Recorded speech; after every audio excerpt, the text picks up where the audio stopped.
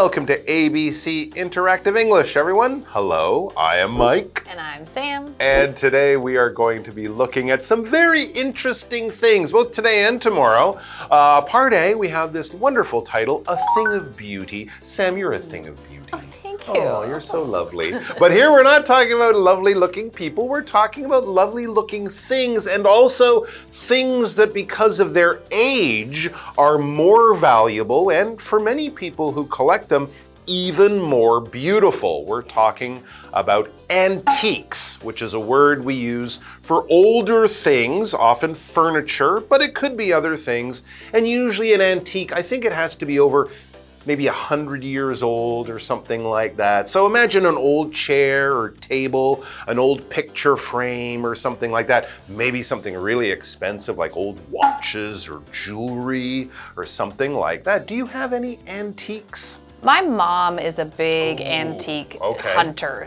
There are lots and lots of antique stores in America. Yes. So if you ever go visit, if you go to some of the smaller cities or even really the bigger cities too, they will have plenty of antique shops, and you can go in there and you can see lots of old furniture or old patterns and pictures and mirrors, and so my mom is always trying to find some antique stuff.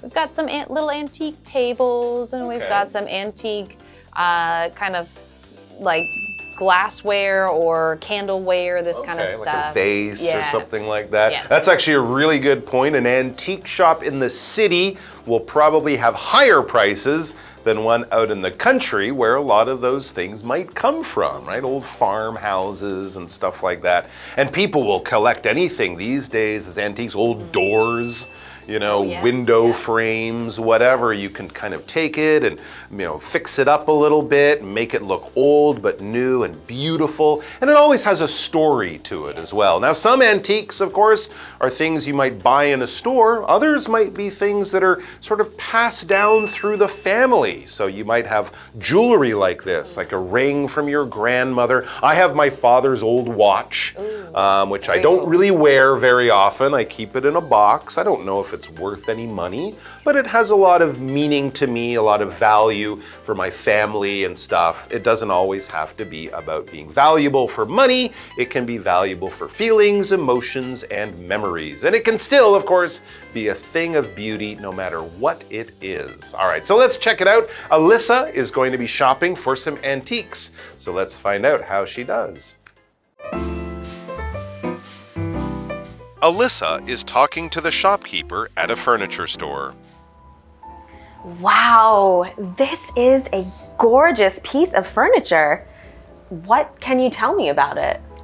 It was made in the late 1800s by a European artist.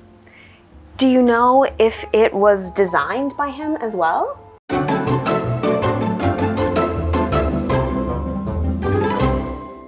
All right, so yes, a thing of beauty is something that we're going to be talking about today. I think the full expression is a thing of beauty is a joy forever. Oh, I think that's the full expression. So a beautiful thing will give you happiness for a long time. And that's actually kind of true with some of this stuff. You can buy it or get it from your family. And, you know, every time you see it, you have happy feelings and happy memories of where you got it or who gave it to you. So there's much more to it than just a table or a chair or a mirror. And Alyssa, it says, is looking for some antiques. I kind of like this. They have a lot of these TV shows on as well, right? Where people go shopping for antiques and they find out the history and the story and how much it costs. So let's see what Alyssa will be discovering and maybe taking home. Yes, and so it says, Alyssa is talking to the shopkeeper at a furniture store. Yes. So she is talking with a shopkeeper. This is just a word for the person who is running the shop. If you see it has this word, it looks like it's made of two words, right? Shop and keeper. So it is literally the keeper of the shop. And if you are the keeper of something, that is like saying you are the caretaker or the one in charge or the one who is making sure everything is working how it is supposed to be working.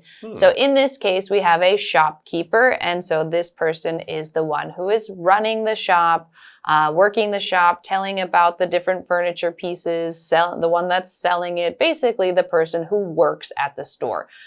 Sometimes, I think usually if we're using this word, they're also the owner of the store, which kind of makes a difference between just like an employee or someone who works there versus the shopkeeper, the owner, the one who really runs it and takes care of it and all that kind of stuff. Yeah, that's a really good point. I was about to say, in my mind, shopkeeper means the person who works there, but maybe also owns the place, the manager, maybe the only person who works there, because a shop is often quite small. You guys might also know the term clerk, C-L-E-R-K. That might be for a bigger place, a store, and they might just be a worker there, not an owner or something. So the shopkeeper is probably the person who knows everything about the store, the person who can answer all your questions. And in this case, Alyssa is probably going to be asking some questions about the furniture in this store. It's a furniture store, and of course what they sell is furniture. Furniture is one of those wonderful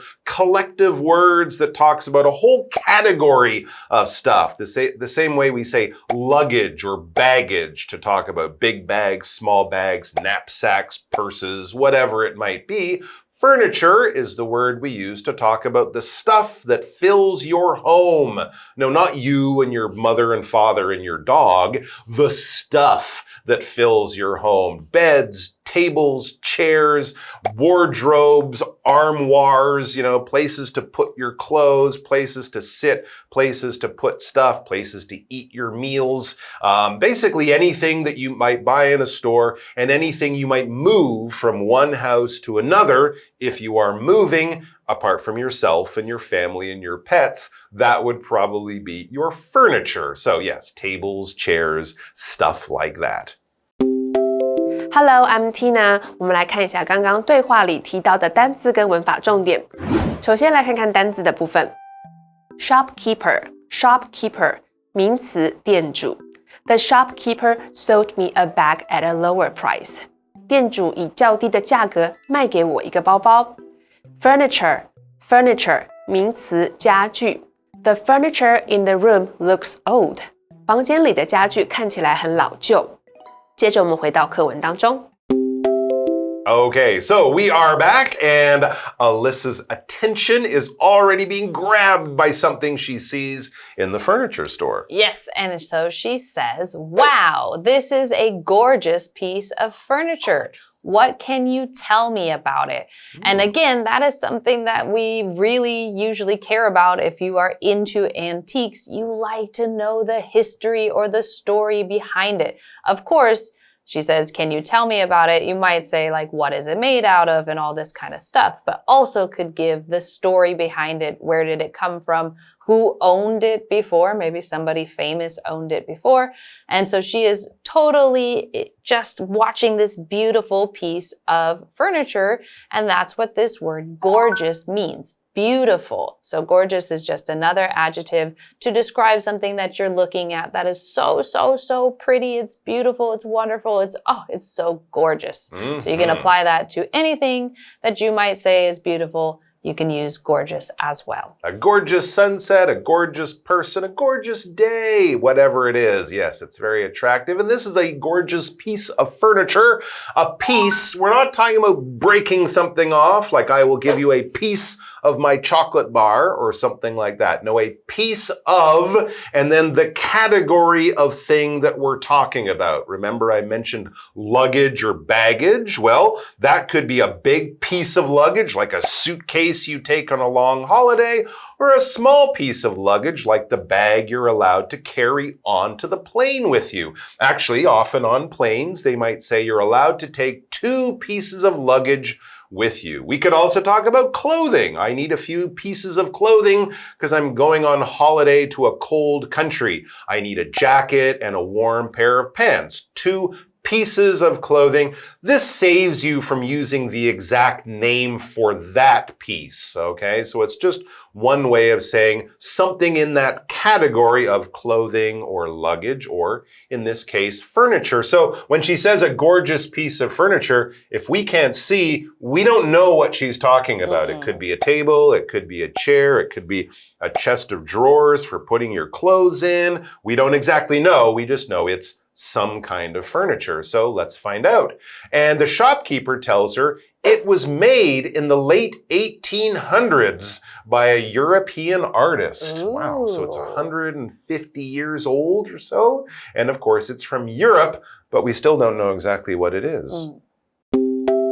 我们来看一下刚刚对话里提到的单字 piece piece 名词件个一件一个 The queen wore a piece of jewelry 皇后戴了一件珠宝 Gorgeous gorgeous 形容词极好的 The view from the mountain was gorgeous 山上的景色极好文法的部分刚刚提到了 In the late 1800s 1800年代末期 Late 可以用 early 初期的这个字来替换 1800s 指的是1800年代表示1800年到1899年之间其他数字可以以此类推我们来看看这个例句 Many inventions were made in the early 1900s 许多发明出现在20世纪初期 Invention 指的是发明物接着我们回到课文当中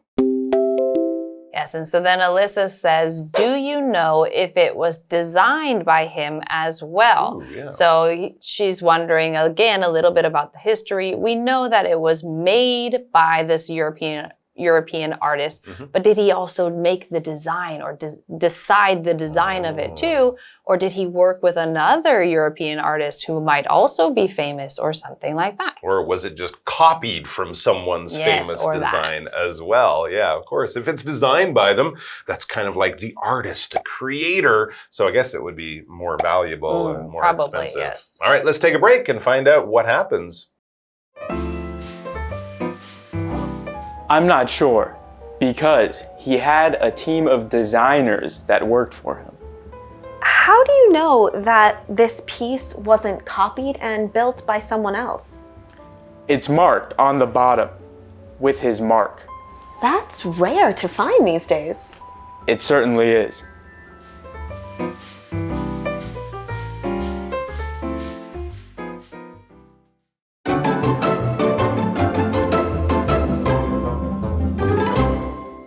All right, welcome back. So we're finding out more about a beautiful piece of furniture that Alyssa has found in a cool little antique or old furniture shop. She's asking some questions about it, and she found one that's actually from a famous designer or a famous company or something like that. But she asked, do you know if it was designed by him, this famous European person? And so the shopkeeper answers her question. Remember, the shopkeeper will probably be an expert in many of the things that are in the store, maybe even be the owner of the store, and will be able to tell you a lot of the history in the background of these things. So the shopkeeper says, I'm not sure because he had a team of designers that worked for him. Okay, so I guess this is kind of like clothes, right? You can find clothes from a famous French or European fashion designer. Did they actually make it? Well, if it's older, maybe not. It was a big company. They had a lot of talented people working for them. But it's all in the certain style of that famous person. So as he said, he's not sure, but he had a team of designers, a group of talented other people who were making furniture in this style, in the style of the famous person. Yes, and so we have this word designer, and this refers to somebody who kind of plans out or organizes how something is going to be built or made before you actually build it or make it. In this case, we are talking about furniture designers, so they're the ones planning it out, drawing the picture, how do they want it to look, and then somebody else might make it, or maybe if they also are skilled in woodworking, maybe they will make it themselves too. But a lot of times the designers will make it and plan it out and draw it and say, this is what I want it to look like. And then they will hand it off to somebody who is skilled in actually creating that thing that they have designed.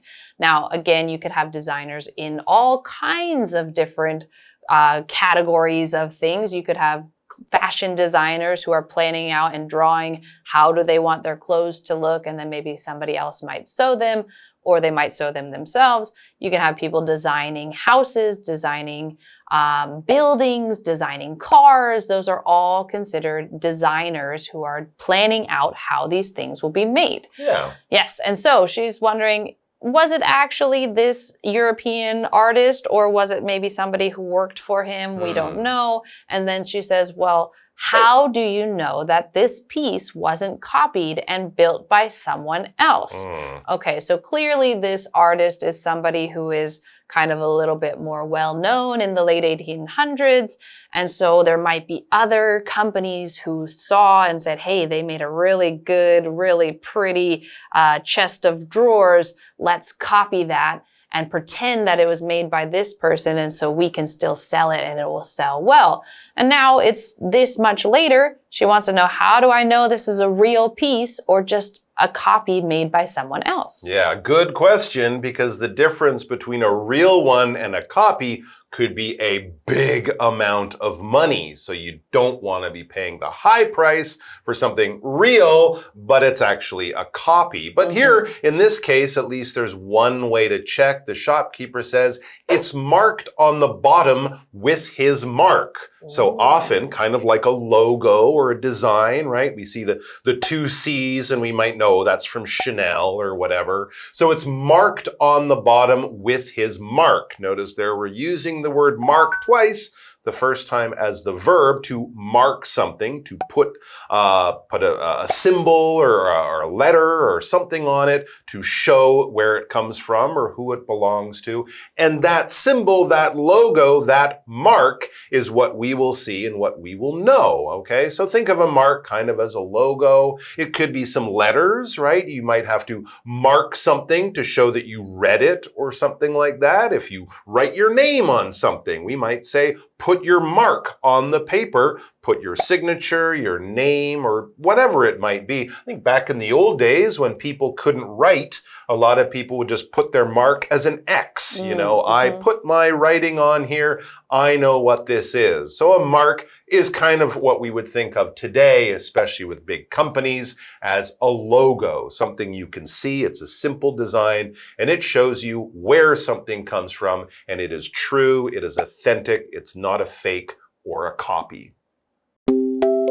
我们来看一下刚刚对话里提到的单字 mark 名词，标记、记号。Is there a maker's mark on this plate? 这个盘子上有制造商的记号吗？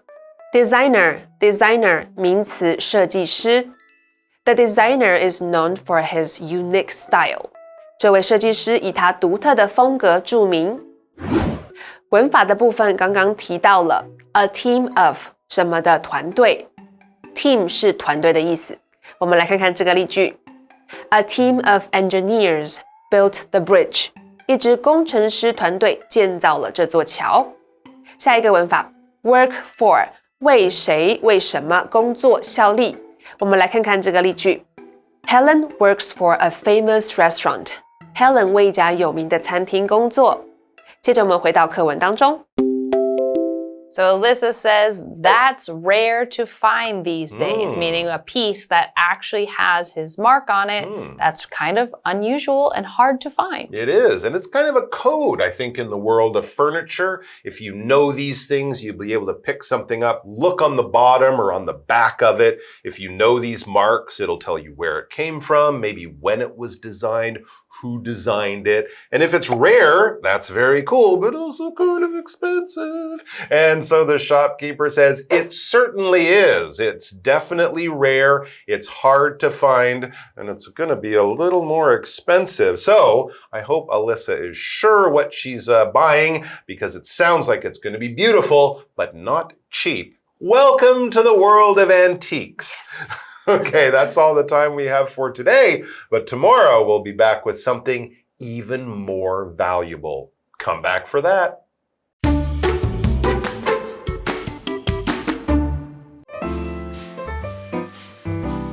Alyssa is talking to the shopkeeper at a furniture store. Wow, this is a gorgeous piece of furniture. What can you tell me about it? It was made in the late 1800s by a European artist. Do you know if it was designed by him as well? I'm not sure, because he had a team of designers that worked for him. How do you know that this piece wasn't copied and built by someone else? It's marked on the bottom with his mark. That's rare to find these days. It certainly is.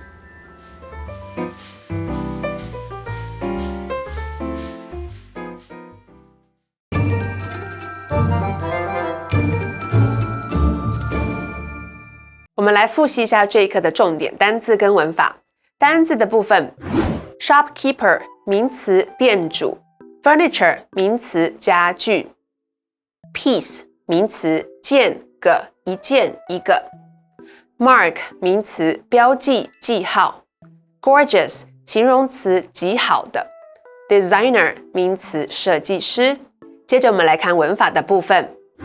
In the late 1800s 1800年代末期 That painting style came about in the early 1500s 那种画风起源于1500年代初期 A team of 什么的团队 A team of bakers in India created the world's longest cake 印度有个烘焙师团队创造出世界上最长的蛋糕 Work for 为谁为什么工作效力 Jimmy worked for his dad after he finished college. Jimmy 念完大学后为他的父亲工作。以上就是这一课的重点单字跟文法，那我们下一次再见喽，拜拜。